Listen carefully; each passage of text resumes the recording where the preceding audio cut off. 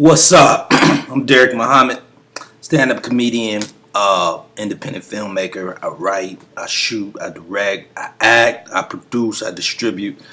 Independent guy, like Bottom Basement, Orson Welles or John Cassavetes.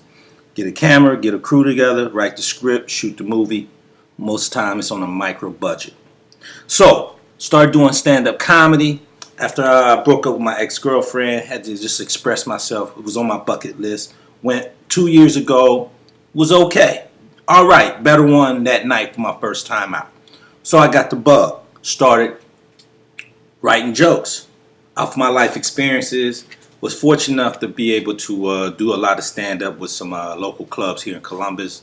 Worked with Andrew Ford. Opened up for a lot of top comedians as a guest spot. I would work for free because I just wanted to hone my skills.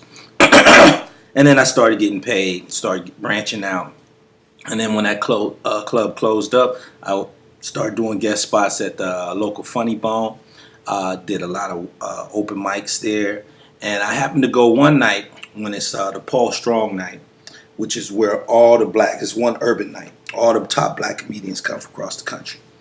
And my first night there, and I was off my game, and it was a very humbling experience because I got booed off stage and messed me up.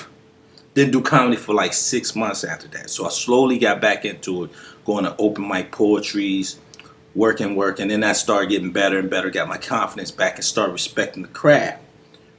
Started getting more shows, went back to Paul Strong, killed it a couple times at the Funny Bone. Last night, I go. And since then, I started hosting my own show that's been a huge success once a month. And it's got that, flavor because I got some things I like to express and things I address. So anyway, go to do the show last night. I'm a little off my game, my pre-game ritual where I usually marinate, meditate. Didn't do that. Had some business deals I had to close up. So I get there, go on stage, unprepared, and boom, got booed again. But this time it didn't shake me. Because the learning experience is, if you're going to do something, you have to expect some setbacks, D. You got to expect setbacks. Now, I know I got some funny material, but some of my material might not be for the audience. I kind of put myself out there in a thought-provoking. Caucasian audiences love my material.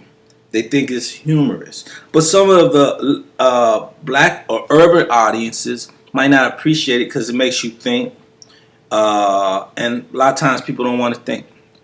They just want to get off work, smoke their weed, have a drink, and not think. And if you don't touch on some things that might be less provocative to them, they'll think you dry, you boring. Plus, you're not a headliner, so they don't give a shit. They see you around town, they boo your ass. Might be somebody I refereed booing me. I don't know. I don't care. The bottom line is when you have a setback, it's not a crushing event. It's how you handle it. You have to handle it, man. So you got to go back, hone in, marinate on it, and just get your ass back up because everybody bombs. Everybody bombs. I don't give a fuck. Somebody say they ain't bomb, they lying. Everybody bomb. Alright? Now you might not get booed, but you might not have a lot of laughs as you had before. And you didn't do well. And I'm not gonna blame it on the audience. I'm gonna blame it on myself because I take full responsibility. Because I should have did my pre-game ritual. But the bottom line is everybody have an off night. And when you ain't on rhythm, I seen Kobe go 0 for 11. Jordan had bad nights. But it's not the bad night. It's what you do after the bad night to get back to the basics, the fundamentals, and get back in the game. Because players play, baby. Players play. Winners win, losers lose, but champions, goddammit, champions never quit. So I'm gonna just say, you gotta believe in yourself. You have to study the crowd. You have to have complete confidence. You can't stumble. You got to have complete confidence. You grab that mic, the microphone controller, and you grab it. And it's the whole thing. I've only been doing comedy 2 years, and I'm ahead of the game so far because I'm building a name. I got my own show, and it's hot, and I'm not going to stop, baby. I'm not going to stop. and I'm gonna bounce back like round ball. But I just wanted to get this off my chest because everybody bomb, and sometimes you have a bad day, sometimes you have a setback, and in life, you may do things that you're not proud of, and you may have some consequences to go along with that. But what do? Do you quit? Do you quit? Do you just throw in the chips? Huh? We are people of resiliency, man. Our ancestors came over here on in the hull of slave ships. And there's 100 million of them at the bottom of the Atlantic Ocean that's not even recorded or even recognized. They were the weak ones. So our ancestors who made it here, that you're living here right now, were the strongest of the strong. And if we can endure that kind of treatment from slavery to Jim Crow to just being a second-class citizen, or being told that you don't have the ability, that doing the impossible is impossible, just quit, just give up, and be a mundane person. Huh? They hiring at the post office, or go get you a job. Now look, you gotta have a dream, man. I don't give a damn what it is. Now I'm realistic too. If you want to be a Grammy Award winning singer, but you can't carry a tune, I think you need another dream.